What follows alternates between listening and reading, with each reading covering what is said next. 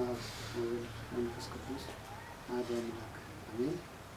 እግዚአብሔር ቤተሰቦች እስከ ሞት ድረስ በወደደው ለአምላካችን ለመድኃኒታችን ኢየሱስ ክርስቶስ እንደምን ሰነበታችሁ? አሜን። የአምላካችን ስሙ ዛሬም ዘወትርም የተመሰገነ ይሁን። እናታችን ቅድስት ድንግል ማርያም፣ ቅዱሳን አባቶቻችን እግዚአብሔር አምላካችን ባከበራቸውና በወደዳቸው መጠን ስማቸው የተመሰገነ ይሁን። እግዚአብሔር አምላካችን እንደወደደና እንደፈቀደ መጠን በዚህ ከመስከረም 26 እስከ ህዳር 6 ባለው ቀናት ውስጥ ላይ የምናስበውን በተለይ በቤተክርስቲያናችን ከማኅሌተ ጽጌ ጀምሮ ያሉትንና የሚደረጉ ስርዓቶችን በትንሹ ለማየት እንሞክራለን። እንግዲህ ማኅሌተ ጽጌ ስንል እሱን ከማንሳታችን በፊት ጥንቱን ወይንም መጀመሪያውን ማንሳት ያስፈልጋልና የዚህ ጥንቱ በማቴዎስ ወንጌል በምዕራፍ 2 ላይ እንደምናገኘው ጌታችን መድኃኒታችን ኢየሱስ ክርስቶስ በተወለደ በ2 ዓመቱ በሄሮድስ ምክንያት ወደ ምድረ ግብጽ እንደተሰደደ በመጽሐፍ ቅዱስ ክፍል ላይ ተጽፎ እናገኘዋለን። ይህንን ስናይ ቅዱስ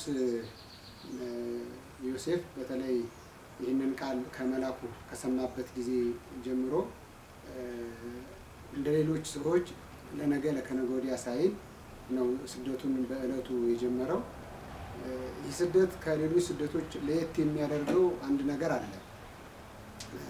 እንደሚታወቀው ለእስራኤላውያን ግብጽ የምትባለው ሀገር ለስደት የምትመረጥ ሀገር አይደለችም። ተቸግረው ሄደው ከመከራ የሚተርፉባት ሀገር ሳትሆን በታሪክም እንደምናየው በኦሪት ዘጸአትም እንደተመለከትነው በሙሴ ዘመን በዚህ በእስራኤላውያን ዘንድ በግብጽ ምድር ላይ ይደርስባቸው የነበረው መከራ ልጅን ለመደበቅ ሳይሆን ልጅ ለመውለድ እንኳ የተቸገሩባት ሀገር እንደነበረች እናስታውሳለን። ከዚያም አልፎ ሕፃናቶቻቸውን በምጣቸው ጊዜ ከጭቃ ጋር አብረው ያወኩ እንደነበረ በታሪክ ተጽፎ እናገኘዋለን። እና ይቺ ግብጽ የምትባለው ሀገር ለስደት የምትመች ሀገር አይደለችም። ነገር ግን የተናገረው የእግዚአብሔር መልአክ ስለሆነ የእግዚአብሔር መልአክ ደግሞ የተናገረውን ቃል መጠበቅ እንደ ሰው ልጆች ግዴታ ነው። አንዳንድ ጊዜ በቀድሞም ብንመለከት ለዘካርያስ መልአኩ መጥቶ ልጅ ትወልዳለህ ብሎ ከተናገረው በኋላ ይህ እንደሚደረግ በምን አውቃለሁ ሲለው እኔ በእግዚአብሔር ፊት የምቆመው ቅዱስ ገብርኤል ነኝ ሲል እንመለከተዋለን። እና በእግዚአብሔር ፊት የሚቆሙ መላእክት የሚናገሩትን ቃል አለመተግበር አንዳንዴ ሊያስቀስፍ፣ አንዳንድ ጊዜ ደግሞ በረከት ሊያሳጣን ይችላል። ነገር ግን ቅዱስ ዮሴፍ እግዚአብሔር የመረጠው እግዚአብሔር ያከበረው ሰው ስለሆነ ሕፃኑንና እናቱን ወደ ምድረ ግብጽ ይዘህ ሂድ በተባለበት ሰዓት ላይ ምንም ሳያመነታ ዕለቱን ተሸኝቶ አድሯል። እንግዲህ በስደት እንደምናውቀው ሰዎች ከአንድ ቦታ ወደ አንድ ቦታ ለመሄድ ሲያስቡ ስንቅ ያዘጋጃሉ። የሚይዙትን ማቴሪያል ማዘጋጀት አለባቸው። ቅድመ ዝግጅት ያስፈልገዋል። ነገር ግን ዮሴፍ ከእግዚአብሔር እንደተነገረው ዕለቱን ነው በሌሊቱ ወጥቶ ወደ ምድረ ግብጽ ጉዞ አድርጎ የነበረው እና በዚህ ስደት ላይ እየተሳተፉ በዋናነት የሚታወቁ 5 ሰዎች እንዳሉ ይታወቃል። ቅዱስ ዮሴፍን ጨምሮ ክርስቶስ፣ ከዛ እመቤታችን፣ ዮሳ የዮሴፍ ልጅና ቅድስት ሰሎሜ በዚህ ስደት ውስጥ ላይ ተሳትፈዋል። ነገር ግን ዮሳ በተለያዩ አጋጣሚዎች ራሱን አሞት ከመንገድ ቆይቶ ነበርና በዚህ አጋጣሚ በመካከል ላይ በሞት እንደተነጠቀም እናየዋለን ታሪኩን ስንመለከት ማለት ነው።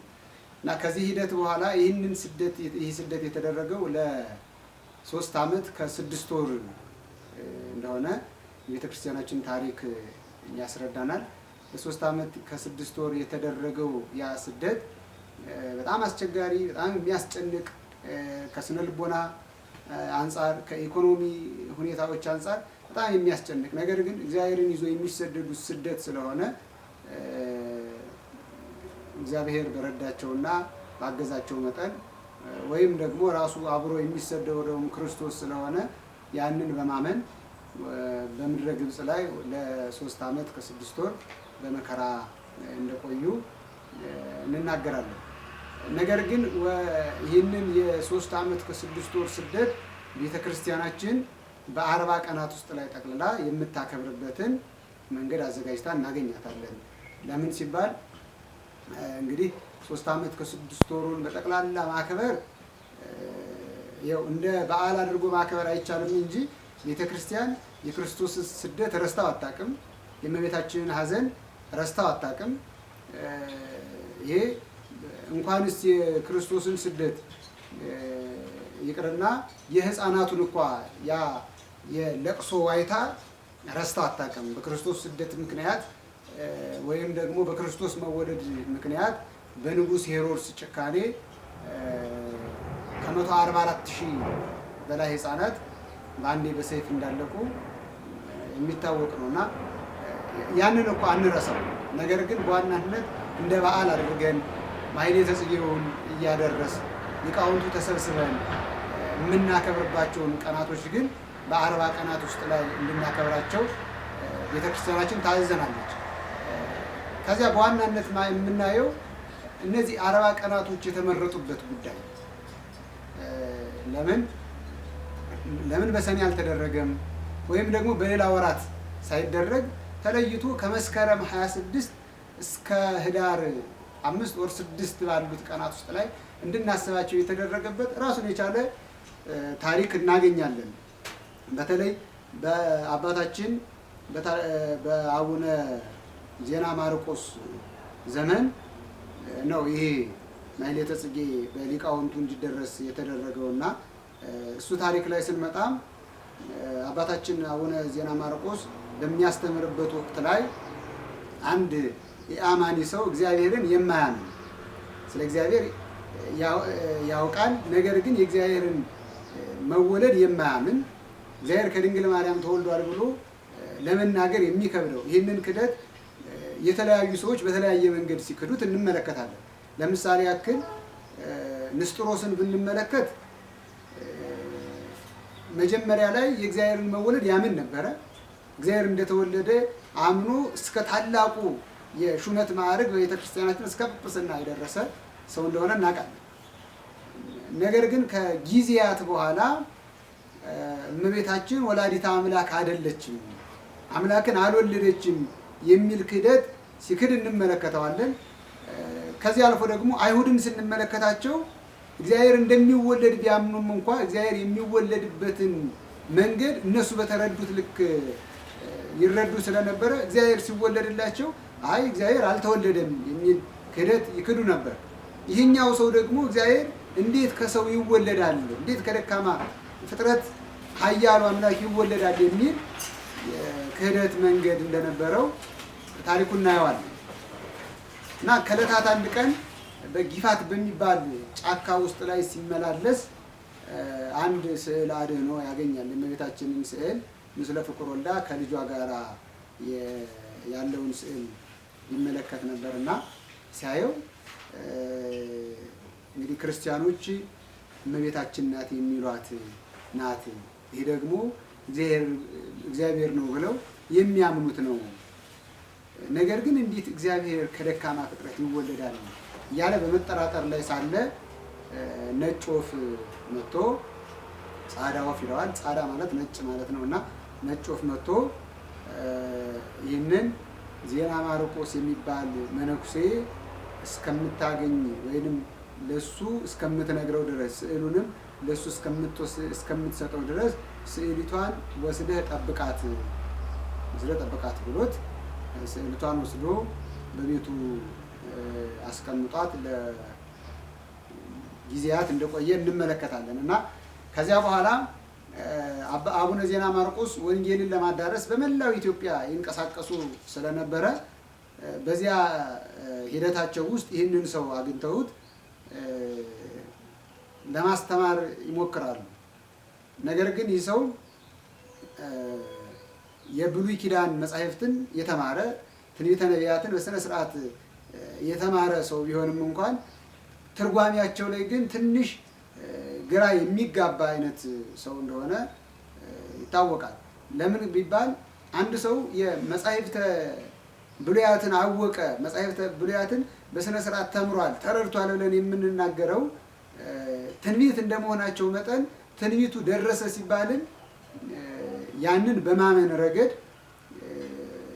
መቀበል ያስፈልጋል እና ይህ ሰው ሙሉ በሙሉ የነቢያትን ትንቢት ተምሯል ብለን ብናምንም እንኳን ነገር ግን የነቢያትን ትንቢት ሙሉ በሙሉ ይረዳ ነበረ፣ ይገባው ነበር ብሎ ለመናገር አስቸጋሪ ነው እና ይህንን ነው ልክ ክርክር ያደርጉ ነበረ። ከአቡነ ዜና ማርቆስ ጋር ይከራከራሉ። እንዴት ደካመው ፍጥረት እንዴት እግዚአብሔርን ኃያሉን አምላክ ሊወልድ ይችላል የሚል ጥያቄዎች ሲያቀርብለት ከብዙ ክርክሮች ከብዙ የመጽሐፍት ጥቅሶች በኋላ አንድ የመጽሐፍ ጥቅስ ይጠቅስለታል።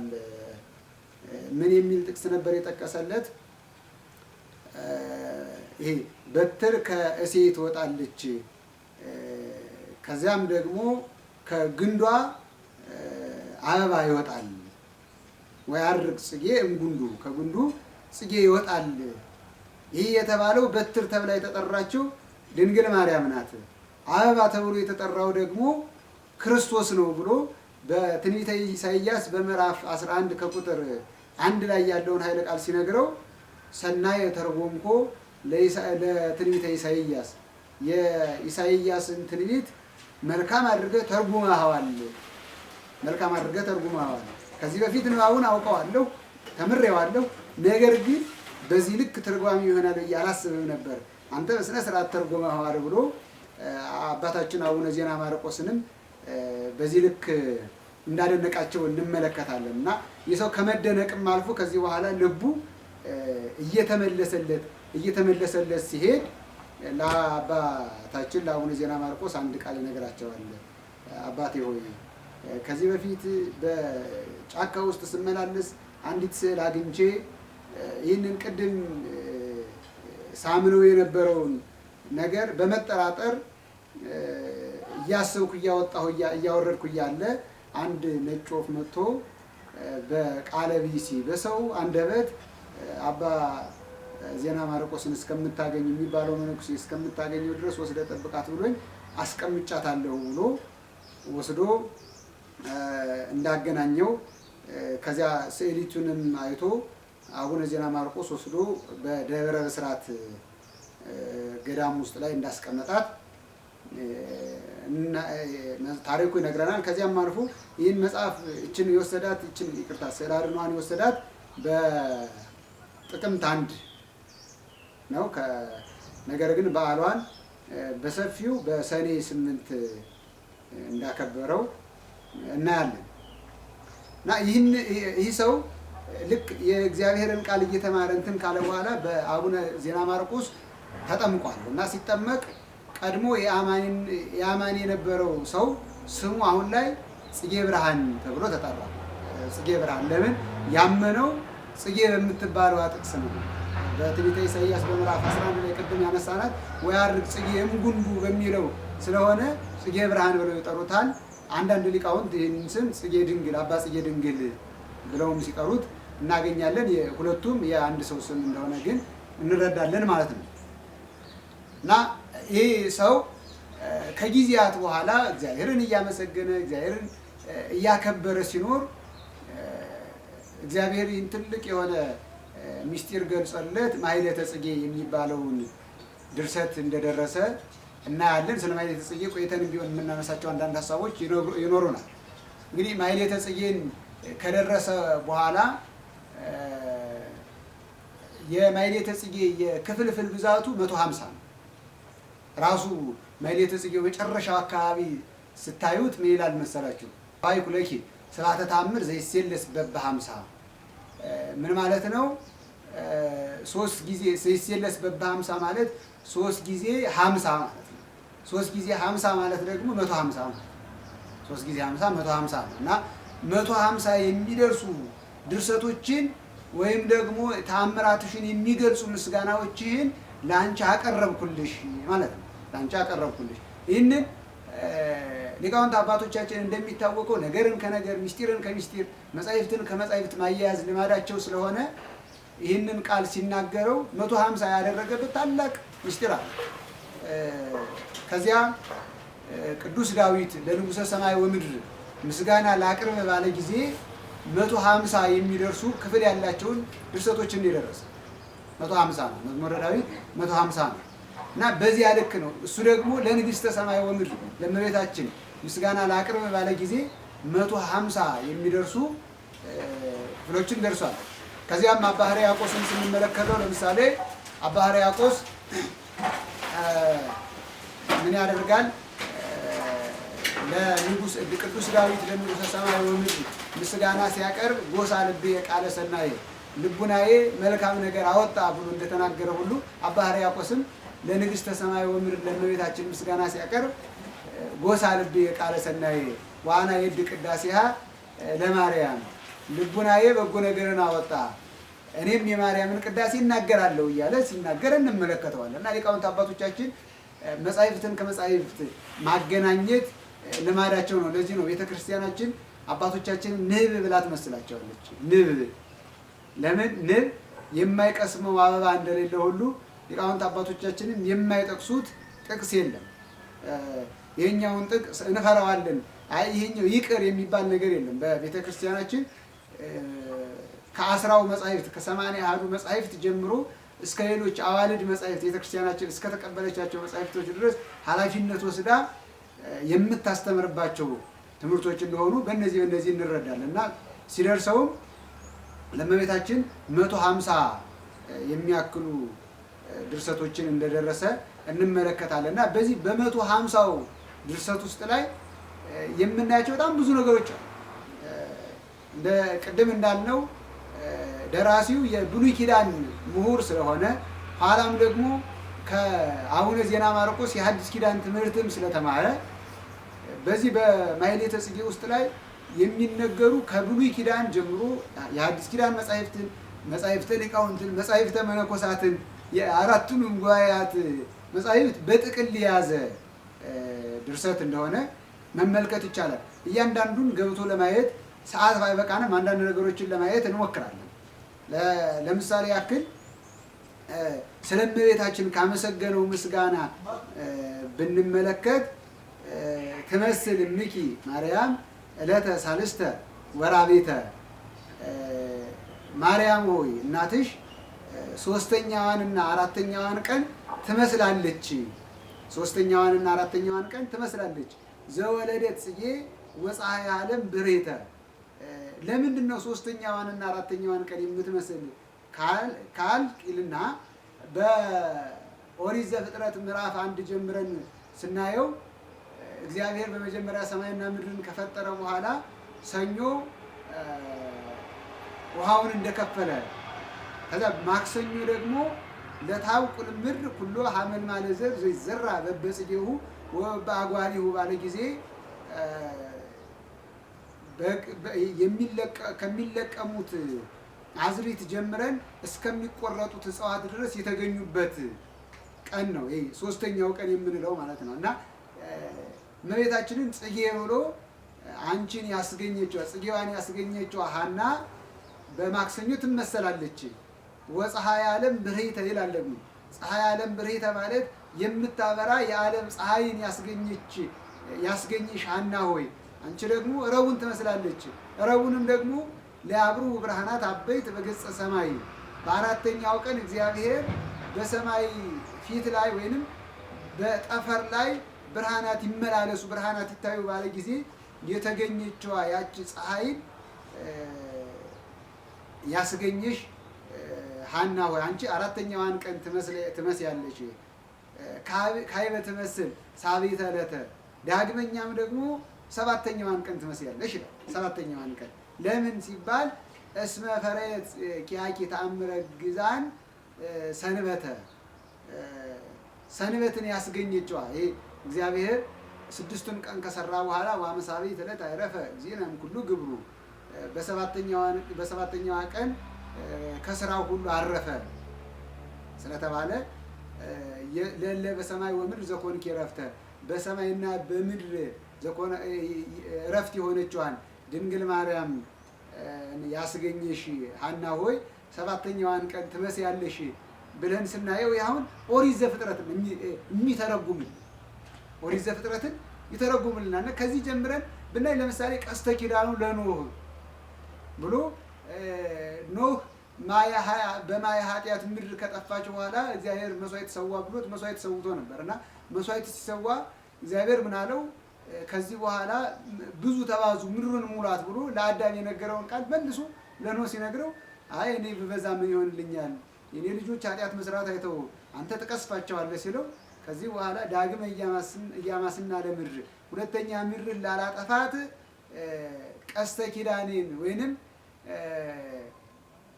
ቀስተ ደመና በሰማይ ላይ አሳይሃለሁ። ከዚህ በኋላ በእኔና በአንተ መካከል ምድርን እንዳላጠፋት ይህንን ቃል ኪዳን ገብቻለሁ ባለው መሰረት የኖህን ያነሳና ያቺ ለጊዜው የሰው ልጆች እንዳይጠፉ የተደረገው በዚያ ምክንያት ነው። ነገር ግን በዋናነት ወደዚህኛው ክፍለ ጊዜ ስንመጣ ወይንም ወደ እመቤታችን ስንመጣ ዓለም ከጥፋት ውሃ የዳነው ከሲኦል ለመዳን የበቃው ከዲያብሎስ ባርነት የወጣው በድንግል ማርያም ምክንያት ነው እና ያንን ነው ቀስተ ኪዳኑ ለኖህ ትምህርተ መሐላው ይሄ እግዚአብሔር መሐላ ያደረገብሽ አንቺ ነሽ እያለ ሲናገር እንሰማዋለን። ከዚያም አልፎ ወደ ትንቢተ ኢሳይያስ የሚገባና እንግዲህ አንዳንድ ጊዜ ከመልካም መምህር ጋር መዋል መልካም ያደርጋል። እንዲያው ሁልጊዜ ልንል አንችልም። ይኸው ከመልካም መምህር ጋር ውሎ ሁሌ መልካም ይሆናል ተብሎ ማሰብ አይቻልም። ለምን ሲባል እንግዲህ ይሁዳ እኔ መልካም እረኛ ነኝ ካለው ከክርስቶስ ጋር ውሎ ነገር ግን በመጨረሻ የሄደበትን መንገድ ስለምናይ ማለት ነው። ነገር ግን በአብዛኛው መልካም ዛፍ መልካም ፍሬን ያፈራል ተብሎ ስለሚነገር ክርስቶስም እሱን ስላለን ከአቡነ ዜና ማርቆስ ጋር በመዋሉ ትርጉም በመረዳቱ ከመሰዶም እንኳን ነው ከመገራ መሰልነ ብሎ ነብዩ ኢሳይያስ በምዕራፍ 1 ከቁጥር 9 ላይ እንደ ሰዶም በሆን እንደ ገሞራ እግዚአብሔር ዘርን ባያስቀርልን ኖሮ እንደ ሰዶም በሆን እንደ ገሞራን በመሰልን ያለውን ያ ዘር ማን ነው የሚለውን ተርጉሞት እናገኘዋለን። እግዚአብሔር ኪያኪም እያተረፈለነ እግዚአብሔር አንቺን ባያስቀርልን ኖሮ ዘር ተብላ የተጠራችው እመቤታችን እንደሆነች አንቺን ባያስቀርልን ኖሮ እንደ ሰዶም በሆን እንደ ገሞራን በመሰልን ብሎ ሲናገር እናየዋለን። ከዚህ አልፎ ወደ ዘመነ ሰማዕታት የሚመጣና ከበጌራ ወርቅ ጽሩይ እምንቆ ባሕር ዘያሃቱ ብሎ የሚናገር አለ። እሱን ስናየው ዘያሃቱ ከሚያበራ የእንቆ ባሕሪ የተገኘ ይሄ ከበጌራ ወርቅ የወርቅ አክሊል እያለ ያመጣና ዘተጽፈ ብኪ ትምህርተ ስሙ ወተስካረ ሞቱ የሞቱ መታሰቢያና የስሙ ምልክት የተጻፈብሽ ይላል። አሁን እዚህ ጋር ይህንን ለመረዳት አንዳንዴ የጊዮርጊስን ታሪክ ማወቅ የቅዱስ ጊዮርጊስን ታሪክ ማወቅ ያስፈልጋል። ቅዱስ ጊዮርጊስ በቤተ ክርስቲያናችን እንደሚታወቀው ወደ 7 ዓመት አካባቢ በመከራ ስለ ክርስትናው ሲል መከራ የተቀበለ ሰው ነው። እሱ ብቻ ሳይሆን በዚህ በመከራ ዘመናት ውስጥ ላይ ለ4 ጊዜ ሞቷል። በሶስት ጊዜ ሞቶ ተነስቷል። በሶስቱ ትንሣኤ ያለው፣ በአራተኛው ግን በሚያዝያ 23 የመጨረሻውን ምስክርነቱን የፈጸመበት ቀን ነው እና ለምንድን ነው ዘተጽፈ ብኪ የተጻፈብሽ አለው ካል እመቤታችን ወይንም ማርያም የሚለው ስም 4 ፊደል ማርያም ስንል 4 ፊደሎችን እናገኛለን እና የሞቱ መታሰቢያ የተጻፈብሽ ማለት ቅዱስ ጊዮርጊስ 4 ጊዜ መሞቱን በእመቤታችን ስም እናውቃለን ማለት ነው። ማርያም የሚሉ ፊደሎች 4 እንዳሉ ሁሉ ቅዱስ ጊዮርጊስም 4 ጊዜ ሞቷል ብለን እንናገራለን እና ይህንን በየጊዜው በተለይ የምናነሳቸው ይሄ በየሳምንቱ ከማይቀሩ በወረብም በመጸንጸልም ረገድ የማይቀሩ 2 ክፍሎች አሉ። ይሄ እንዘ ተሐቅፍዮ የሚለውና ይሄኛው ማለት ነው። ከዚህ አልፈን ወደ እንዘ ተሐቅፍዮ ስንመጣ ደግሞ እንዘ ተሐቅፍዮ ለሕፃንኪ ጽጌ ጻዕዳ ወቀይሕ ይልና አመ ቤተ መቅደስ ቦይኪ በዕለተ ተአምር ወንጽሕ ይልና እኔ ርግቤ ምስለ ገብርኤል ፍሱሕ ርግቤ ሆይ። አሁን ይሄ ርግቤ ርግቤ እያሉ እነ ቅዱስ ዳዊት እነ ቅዱስ ሶሎሞን ወይም ጠቢቡ ሶሎሞን እመቤታችንን ሲናገሩ እንሰማለን። ርግቤ ርግቤ እያሉ ሲያመሰግኑና እሱን ነው ከዚያ ያመጣና እኔ ርግቤ ምስለ ገብርኤል ፍሱሕ ከደስተኛው ከቅዱስ ገብርኤል ጋራ። ለምን ቅዱስ ገብርኤል ደስተኛ የተባለው የምስራች ነጋሪ። ከዚያም ቅዱስ ኤፍሬም ሲናገር ምን ይለዋል? ፍሱሐ ገጽ ይልና ሊቃውንቱ ሲተረጉሙት አሰሩ ለልብ ብሩህ ገጽ ወእምከመ ይትየክዝ ልብ ይደምን ገጽ። ሰው መልካም ነገር በሆዱን መያዙ መልካም ነገር መናገር ማሰቡን በፊቱ እናውቀዋለን። ክፉ ነገር እንዳሰበም ደግሞ በፊቱ ይታወቃል። ወእምከመ ይትየክዝ ልብ ይደምን ገጽ ማለት ልብ የሚያዝን ከሆነ ፊትም እንደዚሁ ደመና ይለብሳል፣ ይጠቁራል ይለናልና ቅዱስ ገብርኤል ደግሞ በመጀመሪያ መላእክትን ሲያረጋጋ ከዚያም ደግሞ የምስራቹን ለዘካርያስ ልጅ ትወልዳለህ ብሎ ሲናገር ከዚያም ለድንግል ማርያም ፍስሐ የሚሆነውን የዓለሙን ሁሉ ደስታ እንደምትወልድ የተናገረ ስለሆነ ፍሱህ ብለን እንጠራዋለን። እና ድንግል ሆይ ከመጀመሪያ ከልጅሽ ጋራ ነኝ፣ ከልጅሽ ጋራ ከዛ ሲቀጥል ደግሞ ከገብርኤል ጋራ ከደስተኛው ከገብርኤል ጋራ ወሚካኤል ከማኪ ርኅሩህ እንዳንቺ ደግሞ ርኅሩህ ከሆነ ከቅዱስ ሚካኤል ጋራ ነይልን ይላል። እንግዲህ የእመቤታችን ርኅሩህነት በእኛ አንደበት ተናግረንም አንጨርሰው። ለምን ሲባል ለውሻ ያዘነች እናት ናት። እንግዲህ እኛ ውሻን እንደምናውቀው ስናየው በድንጋይ ወሩረን ከማባረር ውጭ በተለይ በውጭ ዓለም ትንሽ ለውሻ አክብሮት አለን እንጂ እንደ ሀገራችን ለውሻ ብዙም አክብሮት የለንም እና ከዚህ አንጻር እንዲያው እመቤታችን ለውሻው ያደረገችውን እናያለን። ከዚያም አልፎ በብዙ ታሪኮች ስናይ እንዲያው እንትን የሚል ስለ እመቤታችን ርኅሩህነት በእኛ አንደበት ተናግረን ልንጨርሰው የምንችል አይደለም እና ወሚካኤል ከማኪ ርኅሩህ ይላል። ሚካኤልም ደግሞ ርኅሩህ ነው። እንደዚህ እስራኤላውያንን መና እያወረደ አንተኑ ሚካኤል ዛወረድከ መና፣ ለእስራኤላውያን መና ያወረድከው አንተ ሚካኤል ነህ እያሉ ሊቃውንቱ እንደሚያመሰግኑት ሁሉ ለእስራኤላውያን መና እያወረደ ልክ ከጠላት እየጠበቀ ይመራቸው የነበረ ቅዱስ ሚካኤል ነው እና ርኅሩህ ብለን እንጠራዋለን። በክርስቶስ ስቅለት ጊዜም አንገቱን አዘነበለ ብሎ እናገኘዋለን ማለት ነው እና እነዚህን የመሳሰሉ በጣም ብዙ ቃላትን እናገኝበታለን በዚህ በማኅሌተ ጽጌ በሚባለው። ይሄ በጣም ጥቂቷ ናት እንጂ የመነኮሳትን ታሪክ እናየዋለን። ከዚያም ደግሞ ትዕቢተኞች ምን ያህል እንደሚጎዱ ከመጻድቅ እስጢፋ ዘይትሜካ በጻማ ገድሉ ተብሎ የተጠቀሰው እንደ እስጢፋ እንደ ትምክህተኛው እስጢፋ ሰዎች በትምክህታቸው ምክንያት ምን ያህል እንደሚጎዱ ትህትና ካላቸው ደግሞ ምን ያህል እንደሚጠቀሙ በዚህ የድርሰት ክፍል ውስጥ ላይ እናገኘዋለን እና ይህ ድርሰት በዋናነት እንዲደረስ የተደረገው ወይም እንዲታሰብ እንዲዘመር የተደረገው ቅድም እንዳልነው ከመስከረም 26 እስከ ህዳር 5 ባለው ነው። ለምን ካል ቅድምም ለማንሳት ሞክረን ነበር። እንግዲህ ክረምት ላይ እንዳናስበው የድርሰቱ ስም ማኅሌተ ጽጌ ነው። ክረምት ደግሞ የጽጌ ወር አይደለም፣ የጭቃ ወር ነው። የጭቃ ወር ጭቃ ደግሞ የዘመነ ብሉይ ምሳሌም ሆኖ እናገኘዋለን። ያው ይሄ ክረምቱን የዘመነ ብሉይ ይህኛውን ደግሞ የዘመነ ምሕረት ወይንም የዘመነ ወንጌል ብለን መጥራት እንችላለን። ለዚያ ነው ሊቃውንቱም ሲጀምሩ ሀለፈ ክረምት ቆመ በረከት መስከረም 25 ነው እና ከመስከረም 26 በኋላ የአበባ ወር ነው። አበባ ደግሞ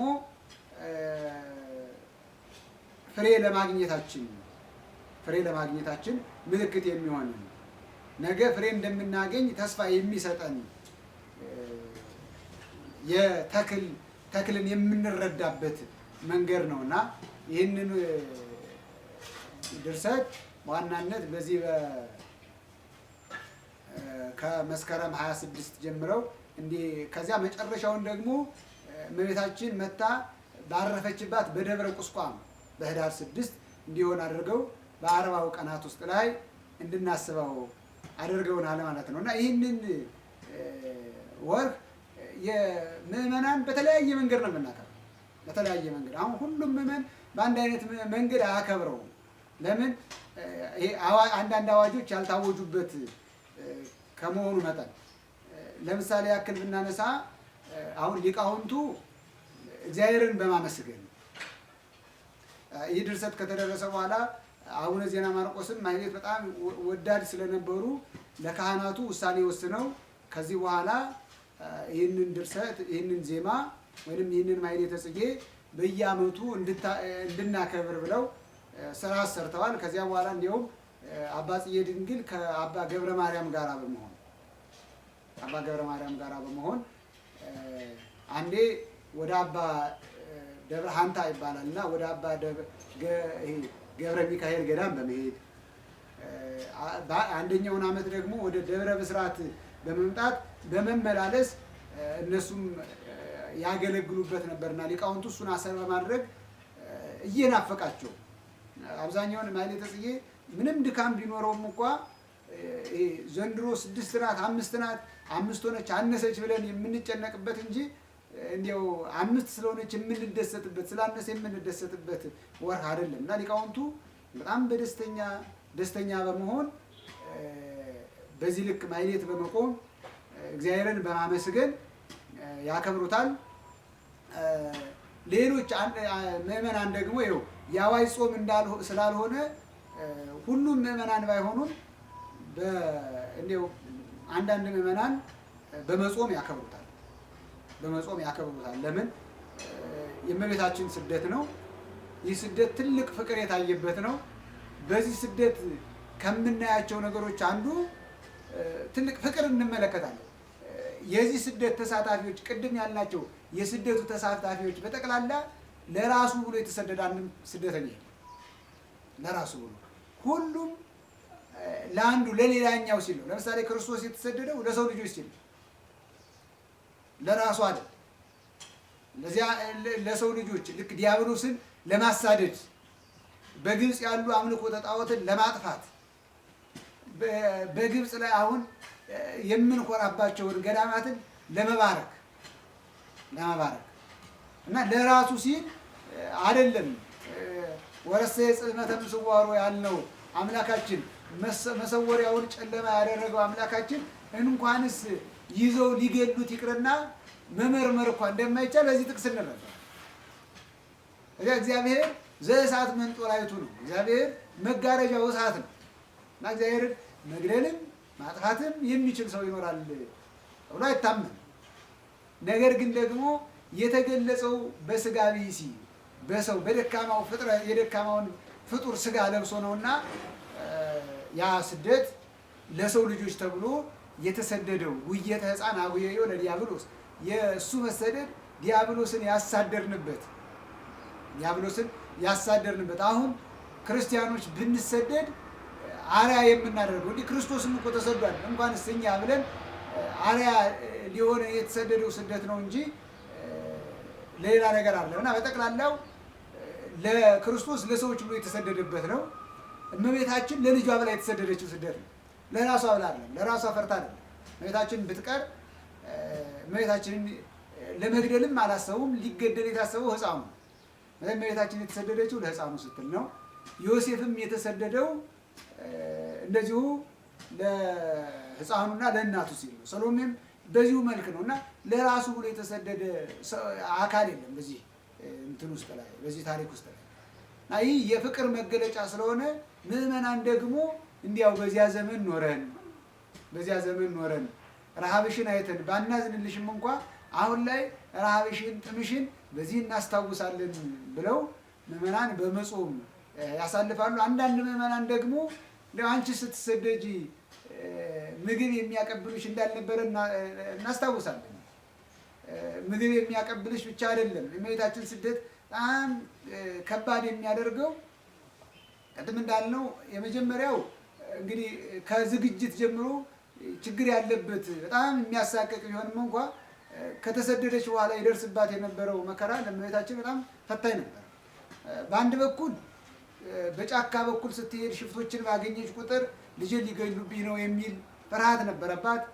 ከተማ ስትገባ ደግሞ ሰዎች አይተዋት እንዴ ይችማ እንዲያው ይህን የመሰለ መልክ ይዛ ይህን የመሰለ ደም ግባት እያላት የምትሰደደው ጸባይ ባይኖራት ነው እንጂ እንደዚህ አይነት መልከ መልካም የትልቅ ሰው ሚስት ሆና ይሄ መጋረጃ ተጋርዶላት ከእልፍኝ ወደ እልፍኝ የምትል ነበር፣ የፀሐይሽ የምትባል ነበረች እንጂ የምትሰደድ አትሆንም ነበር ብለው እመቤታችንን የሚሳደቡ ሰዎች እንጂ ፀሐይ የለሽ የሚሉ ሰዎች ነበሩ። እግዚአብሔር ይቅር ይበለንና እመቤታችን ቅድም እንዳለው እንኳንስ ለሰዎች ለእንስሳ የምታዝን ፍጥረት እንደሆነች ያልተረዱ ማለት ነው። ሁለተኛው ደግሞ ቅናት ያደረባቸው ሰዎችም ነበሩ። ይህን የመሰለ ደም ግባት ባሎቻችን ቢያዩ እኛን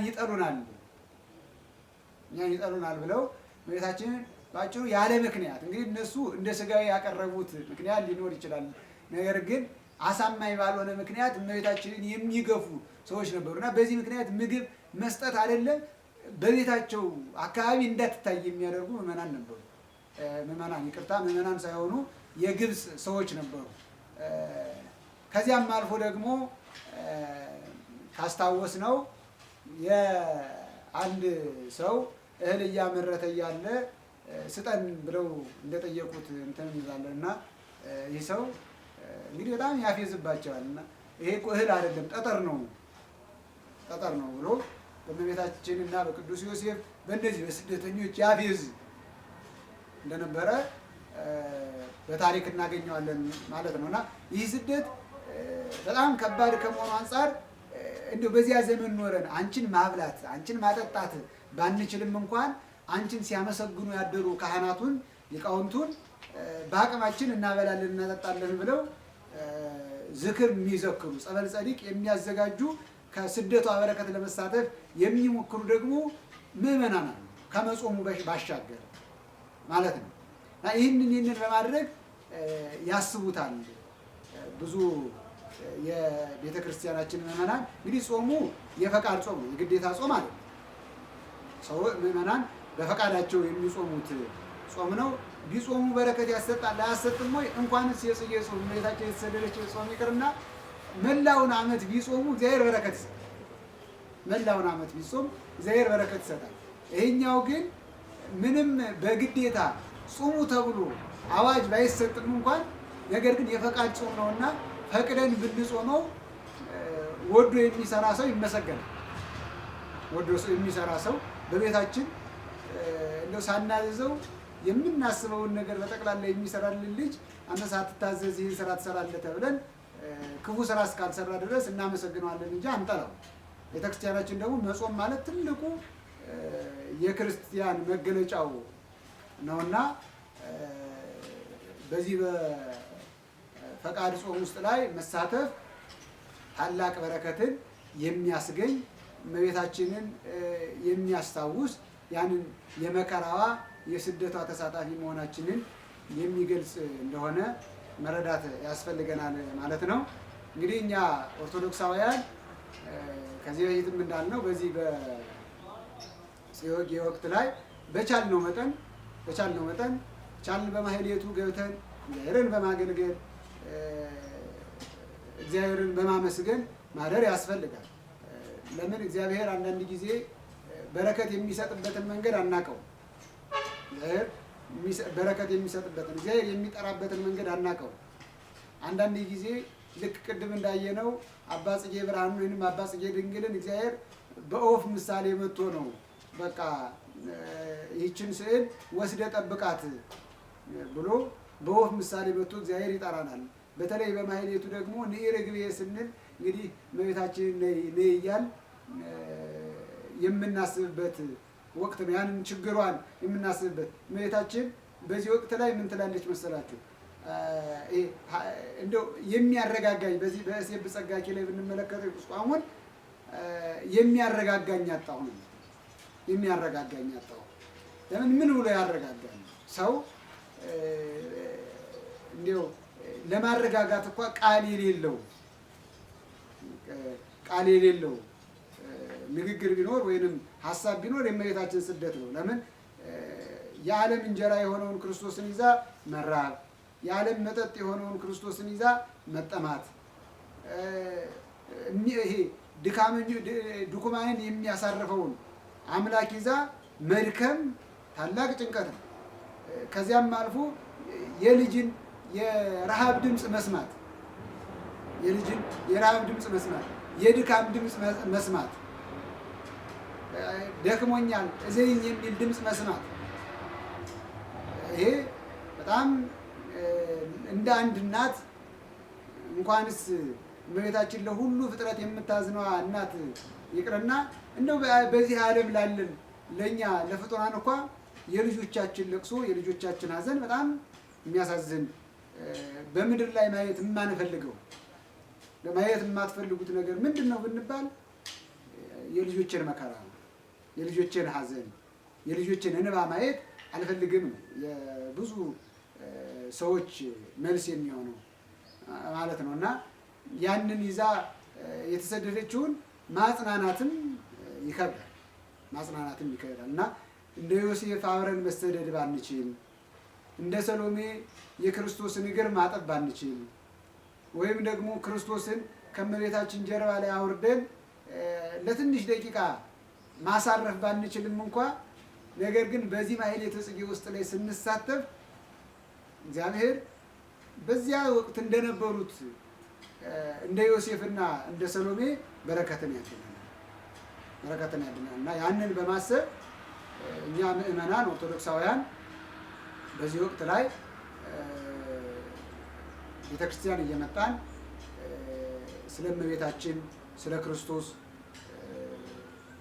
ያንን ስደት እያሰብን እግዚአብሔርን ብናመሰግንበት የሚል መልእክት አለኝ። ስለነበረን ጊዜ አምላካችን ስሙ የተመሰገነ ይሁን። ወስብሐት ለእግዚአብሔር።